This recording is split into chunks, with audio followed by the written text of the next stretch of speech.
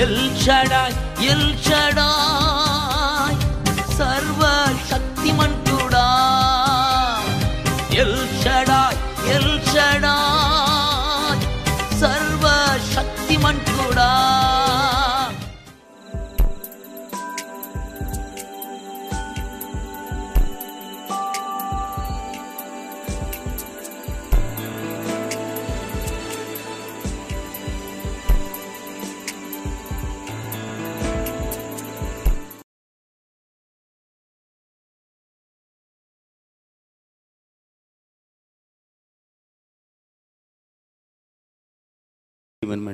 దేవుని బిడ్డలను కూడా ప్రభువును వందనాలు చెల్లిస్తున్నాను.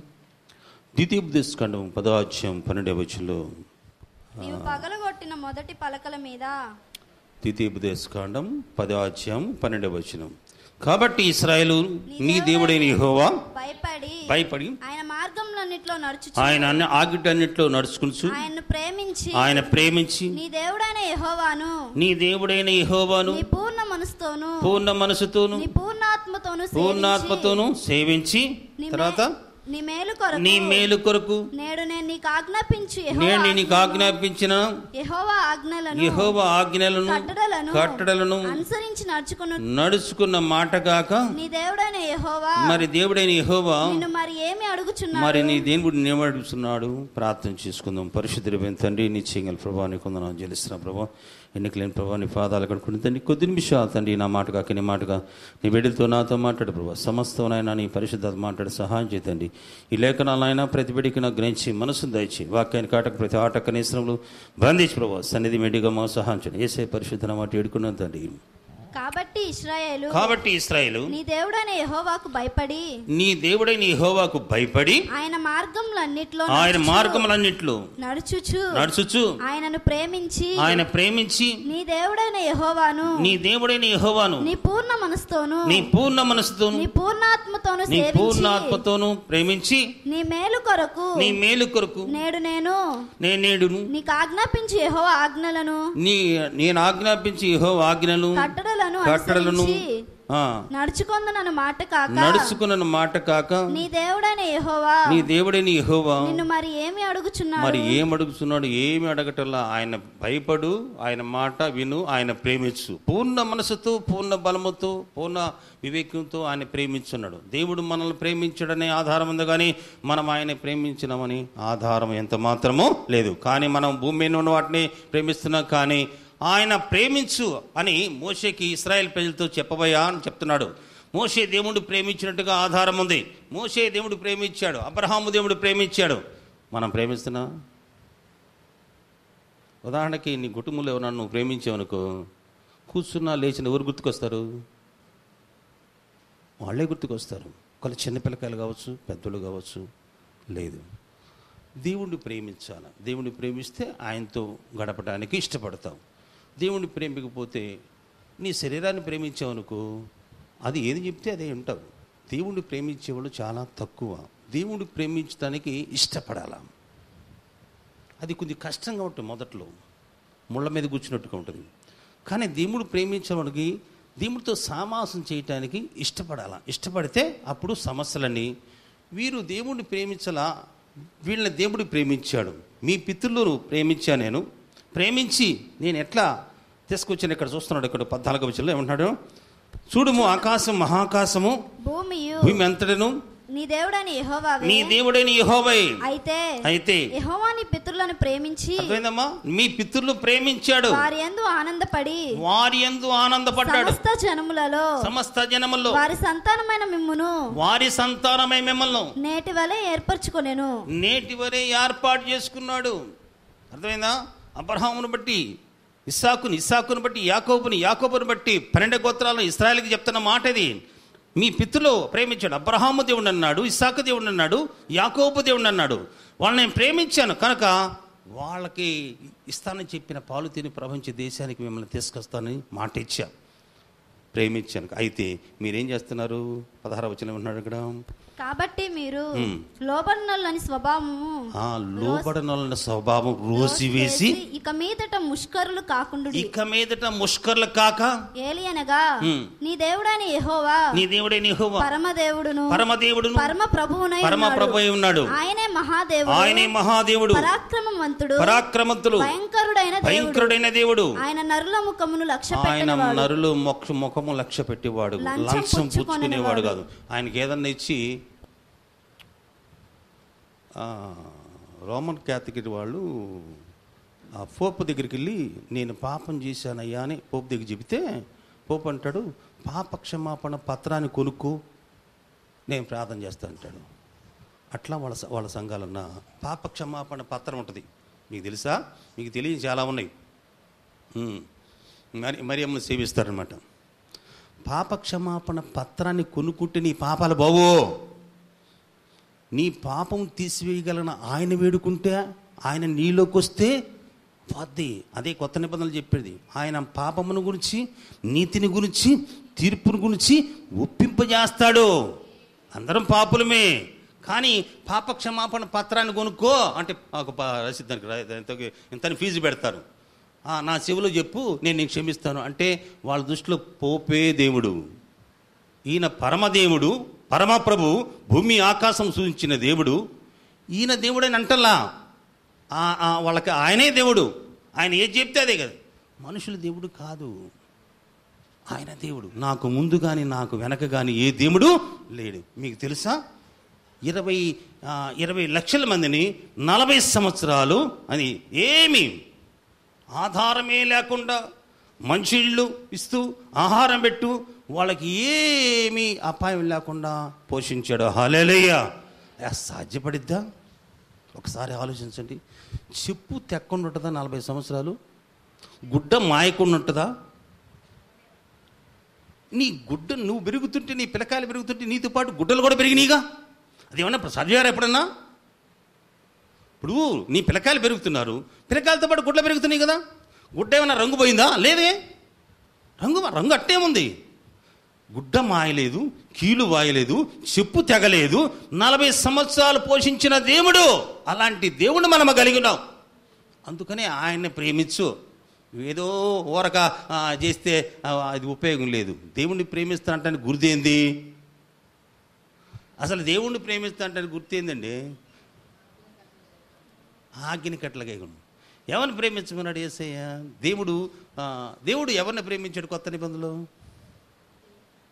దేవుడు లోకాన్ని ఎంతగానో, లోకాన్ని అంటే అంత లోకంలో ఉన్నవాను, లోకమంటే మట్టి కాదో, లోకమంటే మనుషులయ్యి. అదేందా? దేవుడు స్వరూపంలో ఉన్న మానవుడి ప్రేమించకుండా నువ్వు దేవుడిని ప్రేమిస్తున్నావు అంటే అదే నమ్మదగినది కాదు. కనుక అది ఆ పాయింట్ నీకు 1:5 ఉంటుంది అనమాట. దేవుడి స్వరూపంలో ఉన్న మానవుడిని ప్రేమిస్తూ దేవుడిని ప్రేమిస్తాను. అది నేను దేవుడిని ప్రేమిస్తానంటే కుదరదు. అది అదేంటి ఛానల్స్ మారిపోతుంటాయి అనమాట. అందుకని ఒక వ్యక్తి దేవుడు ప్రేమించడానికి ఆధారం ఉంది. అతను ఎట్లా వాడుకున్నాడు? 91 కీర్తన 14వ వచనం, అతడు నన్ను ప్రేమిస్తున్నాడు, నేను అతను తప్పించానన్నాడు. అతను నన్ను ప్రేమించాడు, ఆధారం ఉంది. అతడు నన్ను ప్రేమిస్తున్నాడు కనుక నేను అతన్ని తప్పించా. అతడు నా నామం ఎరిగినాడు కాబట్టి నేను అతన్ని గణపరచెను. హల్లెలూయా! దేవుడికి తెలుసు, మోషే నీ పేరును బట్టి నేను నిన్ను ఎరిగి ఉన్నాను. అదా మోజెస్ అని ఎవరు పేరు పెట్టారు? ఫరో కుమార్తె పెట్టింది. నువ్వు నీటిలో దొరికావు కాబట్టి మోజెస్. అదేనా? నీ పేరును, నీరంటే దేవుడు వాక్యం, నీ పేరును బట్టి నేను ఎరిగినాను, నాకు తెలుసు కనుక నువ్వు నన్ను ప్రేమించావు. అల్పకాల పాప భోగం అనుమతించడం కంటే ఇశ్రాయేలు ప్రజలతో శ్రమ అనుమతించడం మేలని ఆయన ఫరో రాజు యొక్క కుమారుడు అనిపించుకోవడం ఇష్టపడలేదు. కానీ దేవుడి దగ్గర కలగ బహుమానం దృష్టించాడంట. హల్లెలూయా! అది ఆయన ప్రేమించాడు. ఎవరన్నా సుఖభోగాలు వదులుకుంటారా? లేదు, ఆయన చేశాడు.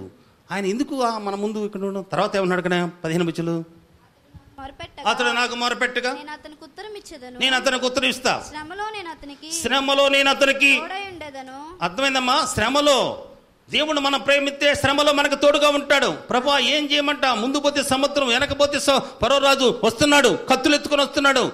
మాకు సమాధానం లేవని తీసుకొచ్చావు మోషే అని చెప్పినప్పుడు ఏంది ప్రభు అంటే భయపడతామైంది. చేతి ప్రార్థన, కర్ర చూపించు. కర్ర చూపిస్తే ఎర్ర సముద్రం 3 కిలోమీటర్లు 6 నెలలుగా మరింది. హల్లెలూయా. ఆయన మరి ఎందుకు భయపడతావు? నడిచిపో, నీవు నీ ప్రజలను తీసుకొని నడిచిపో అని ఆ మాట మనతో అంటే మనం ఏంది ప్రభు నడిచిపోయేదే, ఆ సముద్రం అయితే అలాగే తరుగు అంటాం మనం. కానీ దేవుడితో సత్సంబంధం కలిగి ఉన్నాడు కాబట్టి 10 సార్లు నేను పరో హృదయాన్ని కఠినపరుస్తా. 10 అద్భుతాలు ఈ భూమి ఆకాశం ఉన్నంత వరకు కూడా నా అద్భుతాలు ఈ గ్రంథములో లిఖించబడి నేను ఎంత గొప్ప దేవుణ్ణో తెలుసుకోవడానికి 10 సార్లు నేను ఇక్కడ ఒక్క అద్భుతంతో పరో మీకు దండం పెడతాను వెళ్ళిపో అని చెప్పగల సామర్థ్యం దేవుడికి ఉంది. అర్థమైందా? 10 సార్లు కఠినపరిచాడు. ఎందుకని?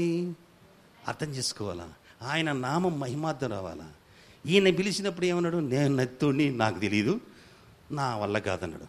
నువ్వే కావాలి నాకు, నువ్వు ఊరికి నిలబడు, మీ అన్న మాట్లాడతాడు అంతే, జస్ట్ అంతే. లేదు ప్రభా, ఇన్ని సాకులు చెప్పాడు, నిన్ను ఏర్పాటు చేసుకున్నాడు, నీ జీవితంలో ఇన్ని సంవత్సరాలైనా సరే మారు మనసు నీ భర్తకు లేదంటే ఏదో కారణం ఉంది. నువ్వు మోకాళ్ళ నుంచి దేవుని దగ్గర ప్రార్థన చేస్తే దేవుడు అద్భుతం చేస్తాడు. ఒకవేళ ఆయన కానీ మారు మనసు పొందితే నువ్వు మరిచిపోయి అసలు దేవుణ్ణే మర్చిపోతావు. ఇది అనుభవంపూర్వకంగా పెద్దోళ్ళు మాకంటే పూర్వీకులైన భక్తులు చెప్పిన మాట. నిన్ను సువర్ణంగా మార్చడానికి ప్రతి ఒక్క విషయంలో మోషే ఏం చేస్తాడు? దేవుడు పాదాల దగ్గరికి వెళ్తాడు. దేవుడు సన్నిధిలో నుంచి లేవటానికి తడువు చేశాడంట. ఒకసారి ఆలోచించండి, దేవుడు ఎంతగా ప్రేమించాడు. అంతగా దేవుడు ఏదేమైనా సరే ఈ ప్రజలంతా కూడా ఈ 430 సంవత్సరాల అన్ని దేశంలో ఉన్నారు ప్రభా, వీళ్ళకి కొన్ని మాటలు దయచేయి ప్రభా అని చెప్పి అన్నము పానము మాని ఎన్ని రోజులు ఉన్నాడమ్మా? 40-80 రోజులు ఉన్నాడు తెలుసా అమ్మా. మనం 3 రోజులు ఉండటానికి ఇన్ని అవస్థలు పడుతున్నాము. మనది ఉపవాస ప్రార్థన కాదు, ఇది ఉపవాస ప్రార్థనగా లెక్కలకు రాదు. అదేనా? కాకపోతే మనం అనుకుంటామే ఉపవాస ప్రార్థన దేవుడికి లేదు. ఒకవేళ నువ్వు కూడా 40 రోజులు కానీ ఎత్తారు, హాస్పిటల్కి ఎత్తారు పొరపాటు, అది వాళ్ళకి ఆ దేవుడు ఆ కొరపరు ఇచ్చాడు. ఆయన జీవము, ఆయన మాటే ఆయనకు ఆహారము.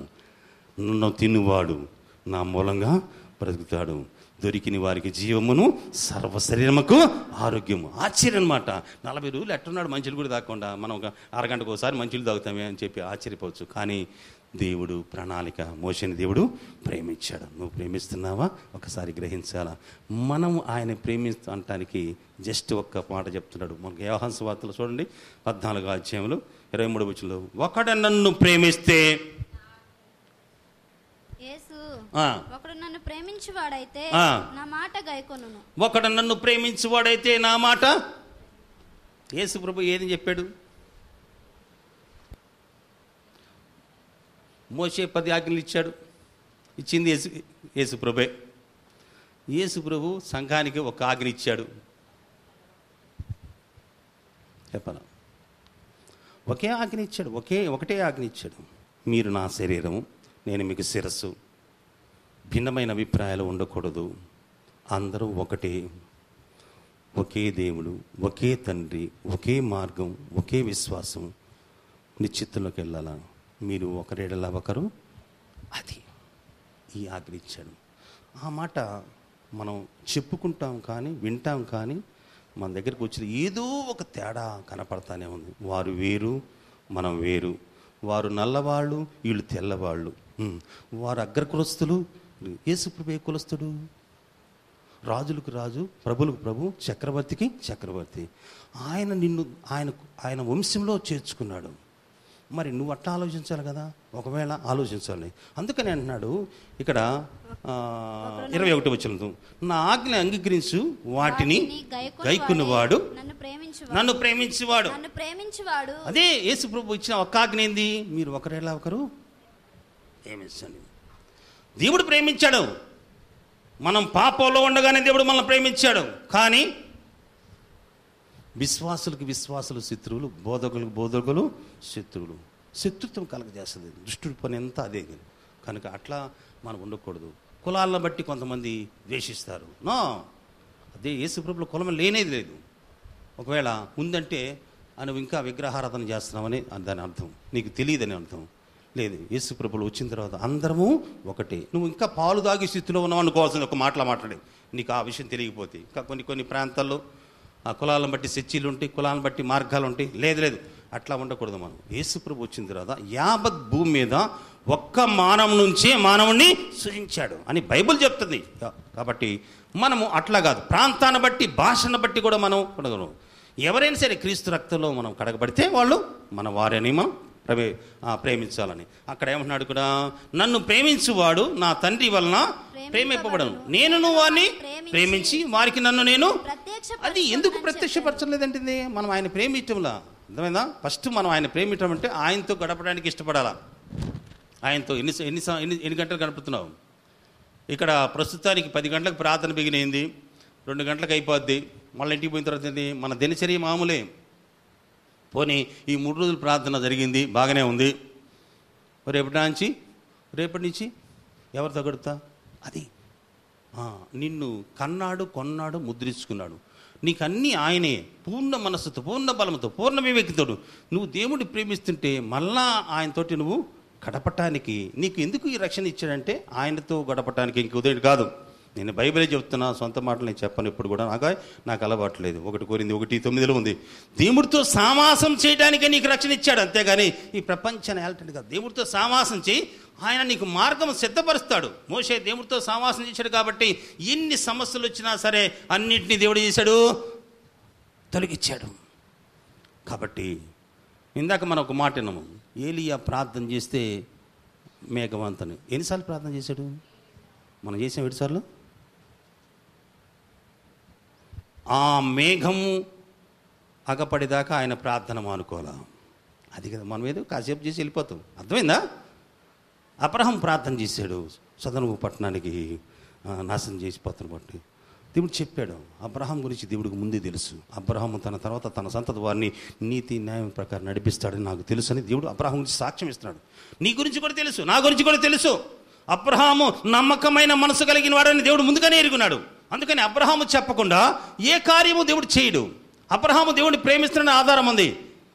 నీవు ప్రేమిస్తున్న ఇస్సాకుని తీసుకొచ్చి నాకు మోయేరు పర్వతం మీద బలేనమున్నాడు. వెనకాడా? లేదు. కత్తి పైకెత్తిందా కూడా దేవుడు పరీక్షించాడు. కత్తి పైకెత్తిన తర్వాత పరలోకం నుంచి మాట్లాడుతున్నాడు, అబ్రహామా ఎత్తిని కత్తి దించబాకు, నువ్వు ప్రేమిస్తున్న ఇస్సాకును నాకు బలియటానికి అంగీకరించావు. ఇప్పుడు నువ్వు దేవుడికి భయపడే వ్యక్తివని నాకు అర్థమైంది. కనుక నీ కుమారుడికి బదులుగా ఆ పొదలో ఏముంది? పొట్టేలు పిల్ల ఉంది, దాన్ని బలించమన్నాడు. అర్థమైందా? మన కోసం తన ప్రియమైన కుమారుని బలిగా అర్పించి మనల్ని అంతగా ప్రేమిస్తే నువ్వు ఆయన ప్రేమిస్తానికి ఏమన్నా ఆధారం? ఎట్లుండగా ఏముందు? రోమా 8:20-31 ఎట్లుండగా ఏముందము?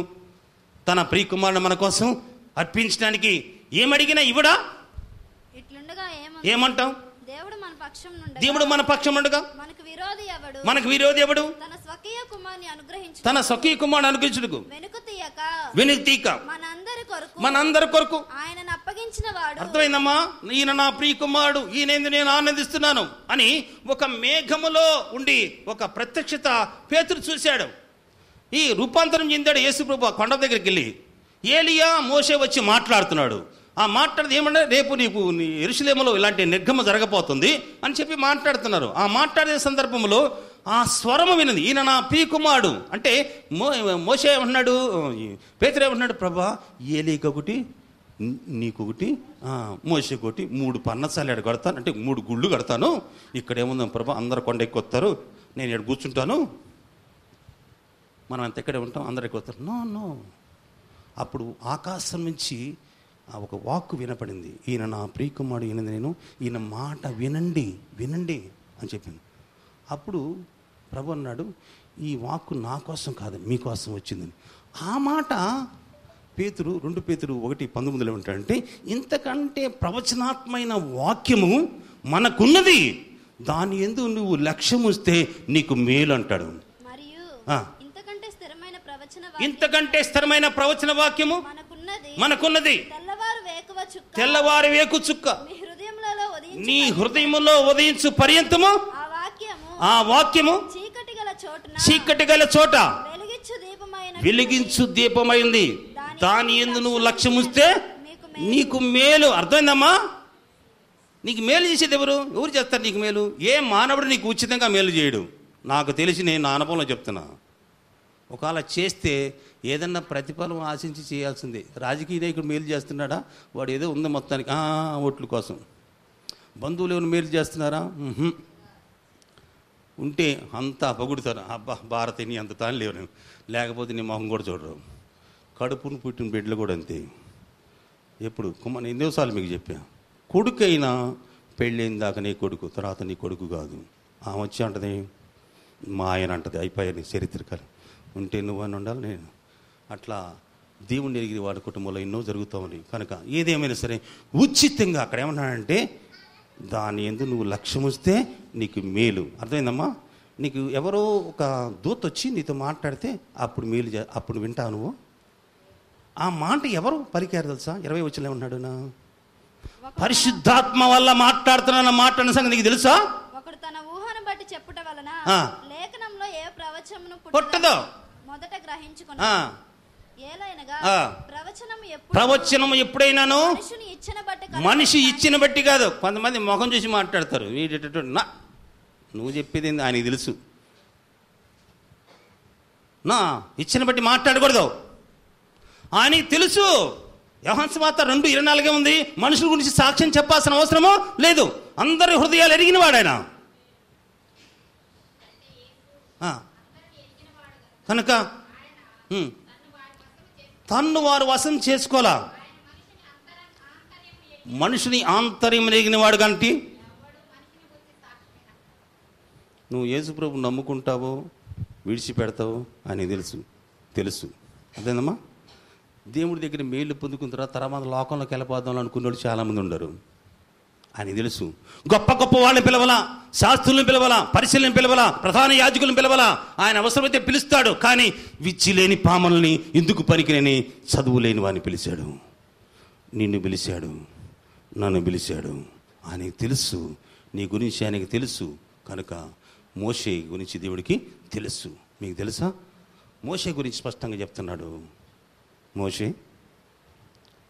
ఈ రాత్రి నన్ను పట్టుకుంటారు, సిలువ వేస్తారు, మీరందరూ నన్ను విడిచిపెట్టి వెళ్ళిపోతారు అంటే, ప్రభా వీళ్ళంతా విడిచిపెట్టిపోయినా కూడా నేను నిన్ను విడిచిపెట్టను. ఈ రాత్రి 3 సార్లు నన్ను ఎరగనంటావు అన్న తర్వాతనే కోడి కూర్చుద్ది. జరిగిందా లేదా? జరిగిందా? మోషేని పేతురుని దేవుడు అడుగుతున్నాడు. యోహాను సువార్త 21వ అధ్యాయంలో ఏమడుగుతున్నాడు? అందరికంటే నన్ను ప్రేమిస్తున్నావా పేతురు? ఇప్పుడు మనల్ని కూడా అడుగుతున్నాడు, అందరికంటే వీరందరికంటే నువ్వు నన్ను ఎక్కువ ప్రేమిస్తున్నావా? చదువు, నీకే తెలుసు ప్రభు. ఏమని చెప్పలేక వారమైంది. ఏది? ఆయన ఎవరో నాకు తెలియదు, నేను చేపలు పట్టడానికి మళ్ళీ వెళ్తాను అని చెప్పి, అబ్బా ఎంత ప్రేమ కలిగాడండి. అసలు మనుషులకైతే కోపం వస్తుంది, ఆయన కోపం రాలా. నేను మిమ్మల్ని ఏర్పాటు చేసుకుంది ఎందుకు? అసలు మిమ్మల్ని దర్శించింది ఎందుకు? చేపలు పట్టడానికి కాదు, మనుషులు పట్టే జాలగా ఉండడానికి నేను పిలుచుకున్నాను కదా, ఇంతలోకే పోవాలనా చెప్పు అని ఆయన అరవలా. ఏమనుందా పిల్లకాయలో తినటానికి అని అడిగాడు. ఏం లేదు ప్రభు అంటే మొదటి స్థితి వచ్చింది. అదేందా? మొదటి స్థితి వచ్చింది. మొదట వాళ్ళని ఎట్లా దర్శించాడు? రాత్రి అంతా కష్టపడ్డా కూడా ఒక్క చేప కూడా పడలా. వాళ్ళ స్థితి చూసి దేవుడు 1 గంట సేపు నాకు సమయం ఇస్తే అని చెప్పి ప్రసంగం చేసిన తర్వాత, ఇప్పుడు ధోని లోపలికి వేయండి అని చెప్పి స్పష్టంగా చెప్పాడు. అమ్మ విస్తారంగా చేపలు పడ్డాయి అంట. ఇదేంది ప్రభా, మేము రాత్రి అంతా అక్కడే వేసాం, అలా మాకు దొరకలేదే, అయినా నీ మాట చొప్పున వేస్తున్నామని చెప్పి అని విస్తారంగా చుట్టుపక్కల ఉన్న వారంతా కూడా ఆశ్చర్యపోయారు. ఇలాంటి అద్భుతం జరిగినా మర్చిపోయారు. మనం కూడా చాలా మర్చిపోతున్నాం. ఇన్ని అద్భుతాలు చేసినా కూడా పేతురు మర్చిపోయాడు. దేవుడు చెప్పిన మాట జరుగుతుంది కానీ పేతురు మర్చిపోయాడు. పేతురు గురించి ముందుగానే దేవుడు స్పష్టంగా చెప్తున్నాడు. పేతురు, నిన్ను కోరుకుంది సాయితాను జల్లియటానికి, నీ నమ్మిక తప్పిపోకున్నట్టు నా తండ్రిని నేను వేడుకున్నాను. నువ్వు స్థిరపడిన తర్వాత అనేకుల్ని స్థిరపరచమన్నాడు. అందుకని పేతుర్ని ఏమనుందా అంటే ఆయన తెలుసు, అక్కడేం పడలేదని ఆయనకు తెలుసు. కుడివైపున ఏమన్నాడు? వాళ్ళ 153 చేపలు పడ్డాయి. ఇదేందిరా నాయన? వాళ్ళకు కూడా అప్పుడు ఆశ్చర్యం అనిపించింది. అప్పుడు యోహాను చెప్పాడు, ఆయన యేసు ప్రభు సుమా అన్నాడు. పేతురు గుడ్డ లేక గోసి పెట్టుకున్నాడుగా, సముద్రంలో దూకాడు. ఆ తర్వాత పిలిచిన తర్వాత కొన్ని రొట్టెలు కాల్చిన తర్వాత వాళ్ళకి ఆహారం పెట్టిన తర్వాత తిన్న తర్వాత అడుగుతున్నాడు. ఎప్పుడు తిన్న తర్వాత మనం ఇంట్లోంచి భర్త రాకముందు వాకిట్లో అడుగుతాం, చెప్పి తెచ్చావా? ఎంత కోపమో నాయన. క్రీస్తు స్వరూపం ఇంకా మనకు రాలా. తిన్న తర్వాత నిదానంగా అడుగుతున్నాడు. ఏమడుగుతున్నాడు తర్వాత? సీమోను అడుగుతున్నాడు.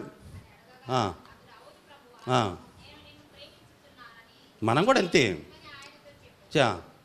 నా గొర్రెలు ఖాయమన్నాడు. తర్వాత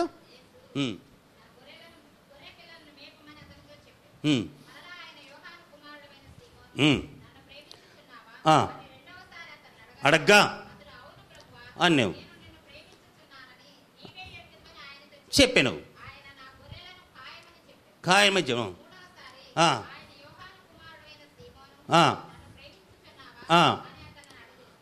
నన్ను ప్రేమిస్తున్నావా అని అడిగినప్పుడు మూడోసారి పేతురికే వచ్చింది, వ్యసనం వచ్చింది. పొరపాటున డైరెక్ట్గా ఎవరు చెప్పినా కూడా ఇట్నే వస్తుంది మొత్తానికి మామూలుగా. సమస్తము ఎరిగిన వాడివి. పేతురికి గురించి దేవుడు ఏం చెప్తాడా? నీకు ఒంట్లో ఓపిక ఉందని, జేబులో డబ్బులు ఉందని, నీ ఇష్ట ప్రకారం నడుం కొట్టుకొని ఇష్టానుసారంగా జీవిస్తున్నావు.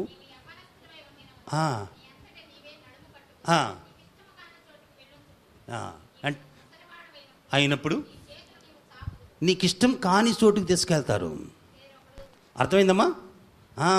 మనం కాస్త ఓపిక ఉన్నప్పుడే. కొంతమంది అప్పుడు యేసు ప్రభువుని నమ్ముకోవటం ఎందుకు? పళ్ళు ఊడిపోయిన తర్వాత, కళ్ళు కానరాపోయిన తర్వాత పాపం అంటే ఎందుకో, ఏం చేసుకున్నా?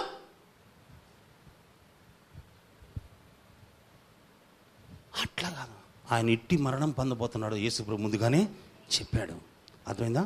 అందుకని నువ్వు ప్రేమిస్తున్నావా, నేను ఆయన ఎవరో నన్ను ఎరగనని చెప్పి ప్రేమిస్తున్నావనే ఆధారము పేతురికి ఎప్పుడు వచ్చిందంటే, ఆయన పరిశుద్ధాత్మ నింపిన తర్వాత కొరడాలతో కొడితే ఈ నామమును బట్టి ఈ శ్రమ అనుభవించడం మనకి మేలన్నాడు. హల్లెలూయా. శ్రమ మేలనుకుంటున్నావా లేకపోతే కీడు అనుకుంటున్నావా?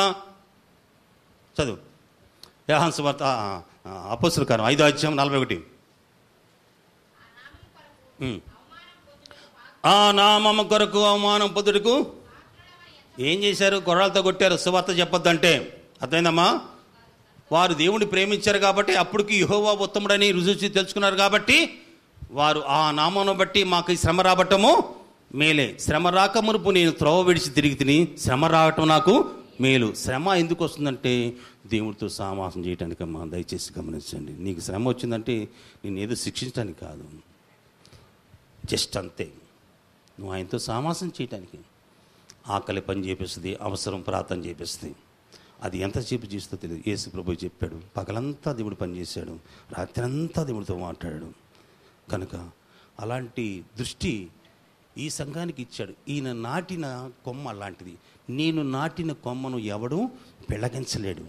నాటింది ఆయన, విత్తుతుంది మనము, కోసేది మీరు. ఆయన తెల్లవారుజులు ప్రార్థన చేసేవాడు. ఆ దృప్తితో మనం ఇక్కడ ఇస్తాము. ఊరికి ప్రార్థన చేసుకుందాం. పరిశుద్ధుడి తండ్రి, నిశ్చయంగా ప్రభావాన్ని కొందరు జలిస్తున్న ప్రభావం, నువ్వు ఎంతగానో ప్రభా నన్ను ప్రేమించి నా ఆజ్ఞకట్ల కైకొన్న మాట కాక నిన్ను ఏది అడుగుతున్నా అని చెప్పి పూర్ణ హృదయంతో పూర్ణ మనసుతో నన్ను ప్రేమించమని మా పితృలకనైనా అబ్రహామును బట్టి, ఇస్సాకు, యాకోబును బట్టి, ఇశ్రాయేలుకి నువ్వు స్పష్టంగా మోషే ద్వారా స్పష్టంగా తెలిపి ప్రభావ, మోషే తండ్రి అతను నన్ను ప్రేమిస్తున్నాను, నన్ను తప్పిస్తానని చెప్పిన ప్రభా, అతను ఆయన మొరపెట్టగా నేను విడిపిస్తానని చెప్పిన ప్రభా. అట్లాగే తండ్రి ఈ లోకంలో నైనా ఒకడు నన్ను ప్రేమిస్తే నా ఆజ్ఞకి అట్లా కడతాను, నేను నా తండ్రి వచ్చి వారిలో నివాసం చేస్తాను నా ప్రభా. పేతురుని అడుగుతున్నాను, నన్ను ప్రేమిస్తున్నావు పేతురు అంటే నీకే తెలుసు ప్రభా నడువు. అట్లాగే మేమునైనా కరువైన, ఖడ్గమైన, వస్త్ర ఉపద్రవమైన, ఉన్నమైన, లేవైన, ప్రధానులైన, అధికారులైన ప్రభా ఏది కూడా క్రీస్తు ప్రేమ నుంచి మమ్మల్ని ఎడబాపనే మేము ఉన్నాం తండ్రి. ఏది కూడా మేము నీ బిడ్డలమై ఉన్నాం ప్రభా. నువ్వు మాకు తండ్రివై ఉన్నావు, మాకు శిరసై ఉన్నావు ప్రభాత. మా దేహానికి సమరక్షకుడు నువ్వే, మా ప్రాణానికి మూలాధారం నువ్వే. ఈ భూలోకంలో మేము ఎంతకాలం బతుకుతావు ప్రభా. మా కొరకు మా చుట్టూ దేవతలను ఉంచినదిగా నీకు వందనాలు ప్రభా. అనేకులు తండ్రి అయ్యా మాకు సహాయం చేసిన విధానం బట్టి కొందనాలు ప్రభా. చెప్పిన దేవుడు, నమ్మకమైన దేవుడు తండ్రి. దొంగలు మారుస్తానని చెప్పినావు, వ్యభిచారులు మారుస్తానని చెప్పినావు, తాగుబోతులు మారుస్తానని చెప్పినాయన కొన్ని సంవత్సరాలైంది ప్రభా. విగ్రహారాధన చేసే వాళ్ళు మారుస్తానని చెప్పినావు తండ్రి. అబ్రహాముకి ఇచ్చిన వాగ్దానం మాకు ఇచ్చినని చెప్పి వాగ్దానం చేసిన దేవుడు, నమ్మకమైన దేవుడు తండ్రి. ప్రతి ఒక్కరూ తండ్రి ఈ వాగ్దానం కోసం యేసు నామములో ప్రార్థన చేసేవారిగా ఉందుముగాక.